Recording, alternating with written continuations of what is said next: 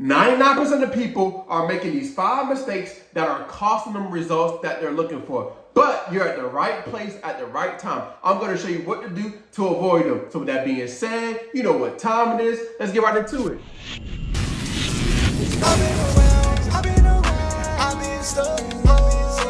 What's up, family? I'm back with another one. Hey, if you're new to the channel, hey, welcome to the family. So in today's class, we're going to be talking about the 5 common mistakes people are making when it comes to fixing their credit and how it's costing them the results they're looking for. So with that being said, go grab a pen, go get some paper. You already know, get something to drink. We're going to get straight into it.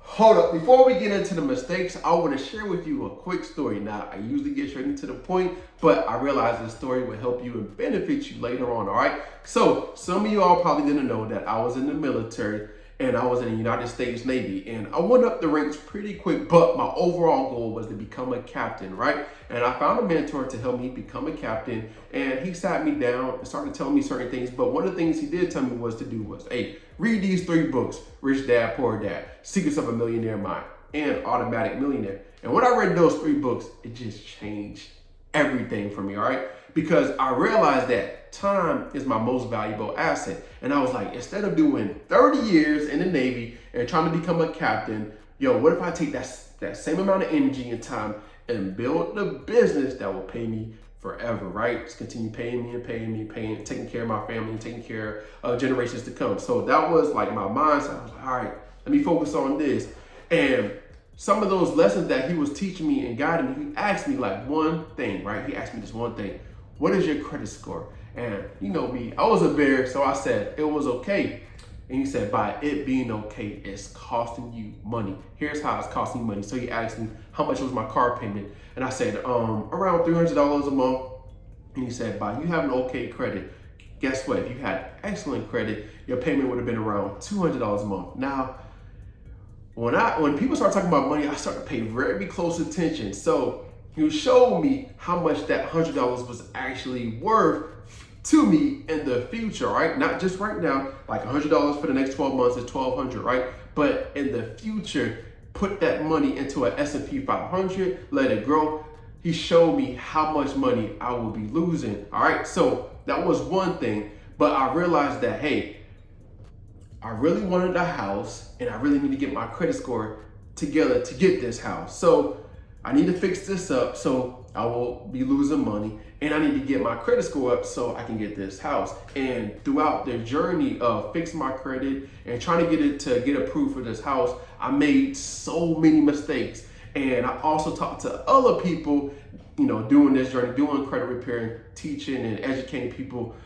A lot of people are making these common mistakes as well. And the number one common mistake people are making is pre-approval offers, right? When you start fixing your credit and you start removing those negative items off your credit report, guess what? You're going to start receiving these offers in the mail every single time, all right? And some of them offers you really don't need right now because you don't realize that offer, if you have way better credit, guess what? You don't need those credit cards because they're going to be charging you monthly fees, annual fees, charging you for certain things and giving you a high APR. I'm telling you now, hey, rip it up, throw it away, or go to optoutprescreen.com and it's going to help you not get those pre-approval offers right in the mail right now. You can always opt back in to get these pre-approval offers, but for right now, just go to optoutprescreen.com and just get rid of those pre-approval offers for now until you get the credit score up around like 750, 760, and then you're gonna start getting them pre-approval offers that you really want from Amex, Chase, and everybody else, that the cars or the credit cards that you really want, or other things that you're trying to get approved for, right? Because like I said, that's one mistake a lot of people get into. They get those credit cards, and I got one of those credit cards and it really didn't help me, all right? Now, the second common mistake most people make, and of course I made myself, is not knowing my rights, all right? Now, you probably have a collection on your credit report. I understand, life happens, I get it. You probably wasn't able to pay it back, whatever the case may be. However, you have that collection. I'm not saying not to pay it back, but these collection agencies are supposed to follow the FDCPA, right? according to 15 USC 1692. And pretty sure 9 times out of 10, they do stuff illegal. One of the stuff, for example, they probably call you over and over and over. And there's a procedure they have to follow. And another mistake that we make is not knowing that procedure, but we avoid the call. We don't pick up. All right. Now, if a collection agency calls you, one of the things that you have that's your rights is you can tell them, hey, this is not a good time to call me. And they have to respect that. And if they call you again, or even whatever the case may be, whatever they do it again, guess what? That's a violation. All right. Now, another thing that happens is when they send you a letter over and over and over, guess what? You're supposed to respond back to them some type of way saying, hey, either I refuse to pay this debt, it's not a good time, whatever the case may be. And guess what? They're supposed to cut off communication. And what they do, they call you, email you, text you, they do a lot of things. All right.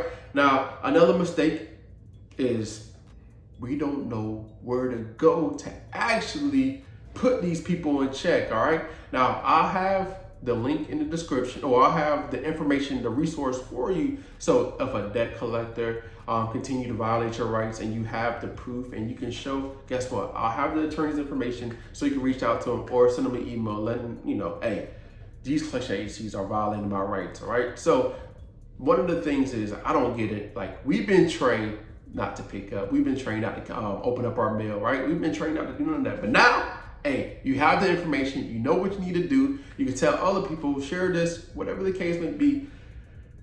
Respond back to these collection agencies, all right? Another common mistake that we make is not knowing how to leverage the Fair Credit Reporting Act, all right? Now, we send off one letter thinking that everything's gonna come off our credit report, but most likely it's not. So what we wanna do is leverage the law, the procedure that's put in place to help us get the results we're looking for. Now, I'm not saying that when you send off your second or third letter, hey, by you sending it off and quoting the laws, it's gonna come off your credit report. I'm not saying that. Some accounts might come off, some don't. But what you wanna do is, if Experian or TransUnion or Equifax or any other consumer report agency violates your right, what you wanna do is now file a complaint with the CFPB. Now, when you file a complaint with the CFPB, you want to document and have everything and let them know what's happening. But when you file a complaint, that doesn't mean it's going to come off. The next line of defense you might have is talking to an attorney, all right? We need to hold Experian, TransUnion, and Equifax and these collection agencies accountable. Nobody is holding them accountable. So when they violate our rights, guess what? They're getting away with it. And we're not holding them accountable. So how do we hold them accountable? We document everything. We have everything in place. We reach out to a lawyer, all right? Now, once we start reaching out to lawyers, when people start filing these lawsuits on them, now, you know, they start to switch up and change things, all right? So that's how we're gonna get the results we're looking for. We gotta hold them accountable. Just like they hold us accountable when we speed, when we driving, get pulled over, get that ticket, they hold us accountable, right? We need to hold them accountable when they violate, they call us, they do certain things, they don't do what they're supposed to do, all right? So these are the mistakes that we're making. Now, if you haven't got, or if you haven't done anything when it comes to fixing your credit, you just started, you wanna grab my free secret letter, all right? You wanna get this letter. Now, this letter is put in place to tell Experian, tell TransUnion, tell Equifax to investigate everything that's on your credit report, and 9 times out of 10, they really don't investigate. Now, since they don't investigate, now you have the documentation to show that they didn't do a proper investigation, because when you look at your credit report and you see the open date last active, all that, it's still the same. They didn't really modify anything according to 15 USC 1681 I-5, and that's how you can leverage the procedure to knock them out. So go get this free secret letter to help you get the results you're looking for.